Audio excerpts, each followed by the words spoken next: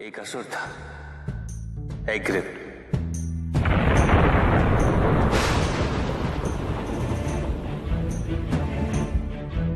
एक दिन वो ब्रह्मलोक गया।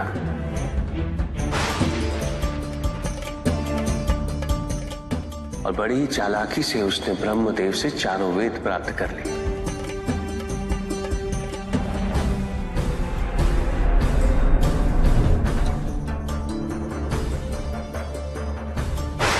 और जाके समुद्र में छुप गया।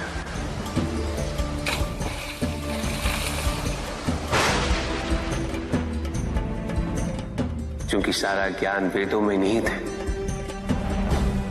इसीलिए संसार से सारा ज्ञान चला गया।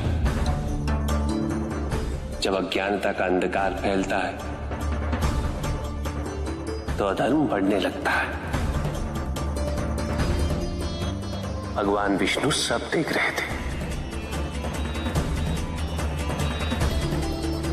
उन्हें ज्ञात था कि शीघ्र पृथ्वी लोक पर प्रलय आने वाला है। एग्रिप के साथ चारों वेद भी लुप्त होने का भय था। ब्रह्मदेव सृजन करता है। वेदों के अभाव में पुनर्जन्म की प्रक्रिया को पुनर्स्थापित करना अत्यंत कठिन। इसीलिए एग्रिप से उन वेदों को पुनः प्राप्त करना अनिवार्य था। तो भगवान विष्णु ने क्या किया? भगवान विष्णु ने एक मत्स्य रूप धारण किया। वो एक मछली बने और नदी में अवतरित हुए। राजा सत्यव्रत स्नान कर रहे थे। एक छोटी सी मछली उनके हाथ में आ गई। इतनी छोटी मछली? भगवान विष्णु? हाँ, राजा सत्यव्रत उस मछली को जल में छोड़ने जा ही रहे थे कि उस मछली ने बड़ी मछलियों का भय जताते हुए उनसे विनती की।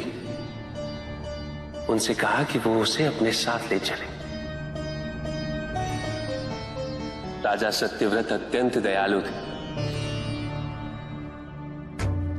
मछली को अपने कमंडल में शरण दे दी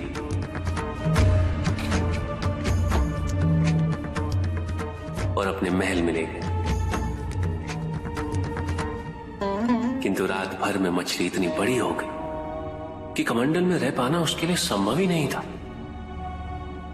और उसका बड़ा आकार देखने के पश्चात राजा सत्यव्रत ने उसे कमंडल में से निकालकर एक मटके में डाल दिया। मटके में डालने के पश्चात उसका आकार पुनः बड़ा हो गया। तो राजा सत्यव्रत ने उसे मटके में से निकालकर एक सरोवर में रख दिया।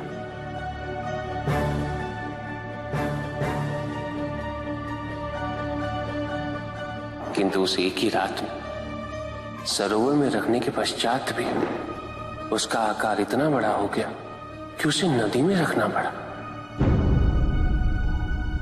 किंतु नदी में रखने के पश्चात भी उसका आकार पुनः बड़ा हो और इतना बड़ा हो गया कि यदि उसे महासागर में नहीं रखा जाता तो उसकी मृत्यु निश्चित थी। राजा सत्यव्रत उसे महासागर की ओर ले गए।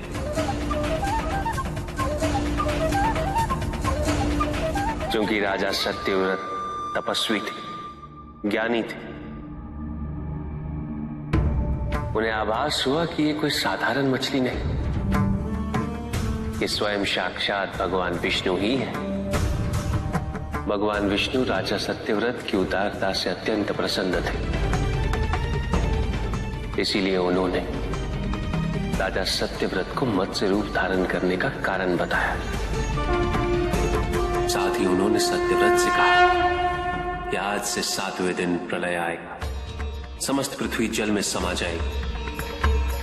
किंतु आप सप्तऋषियों के साथ साथ अनाज, वनस्पति व अशुद्धों की प्रत्येक प्रजाति के बीज और प्रत्येक पशु का एक एक जोड़ा लेकर एक विशाल नौका में सवार होकर मेरी प्रतीक्षा कीजिएगा।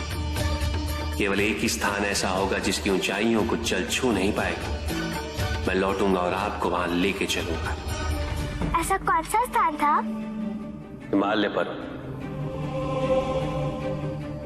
अर्थात तुम्हारी माता के पिता हिमावन। फिर क्या हुआ? ऐसा कह के भगवान विष्णु समुद्र में चले गए और अपने मत्स्य रूप में उन्होंने हेग्रीव को ढूंढ निकाला। उस दुष्ट का वध करके वेदों को पुनः प्राप्त कर लिया। तो क्या प्रलय आया? हाँ, ठीक 7 वेद। किंतु भगवान विष्णु के आदेश अनुसार राजा सत्यव्रत एक विशाल नौका में उनकी प्रतीक्षा कर रहे थे। तभी विष्णु जी एक सींग वाली विशाल स्वर्ण मत्स्य रूप में प्रकट हुए। नौका को मत्स्य से बांधते हेतु सर्पराज वासुकी का प्रयोग किया गया और विष्णु जी ने अपने वचन अनुसार उन सबको हिमालय तक सुरक्षित पहुंचाया, ताकि प्रलय के पश्चात वेदों के आधार पर संसार पुनः बसाया जा सके।